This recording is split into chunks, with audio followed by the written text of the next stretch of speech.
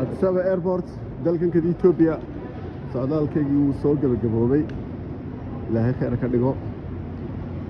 dalkii hooyo ayaan ku socdaa العاصمة الحرقيزية يا إن شاء الله إلهي نودي هل كمان شغل أنا جي هو يديبا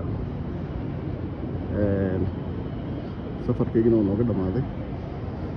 وكاس خير وخيرات يولا على ذيبا ودي كان ما أنت هودو في عندي مدار واحد فلان ملانا يا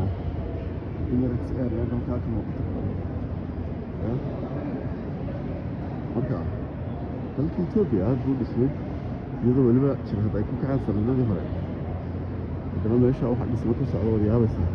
wanigu weydin ku calaalay sidii badan mardoof ah ya marka insha Allah madaarka Hargeysana sidana kala laga dhigay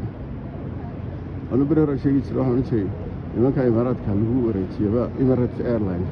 iyo flight Dubai iyaga waxaan yaqaano dhisayaqaanay ya Hargeysa dii meelaha muhiimka lagu wareejin la shirkadaha caalamiga ah Taiwan iyo Imaaraadka iyo Mareykanka iyo Ingiriiska iyo ya abiyada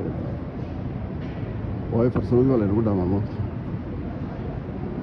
marka ayaan iska dhigin khatar oo faalayahay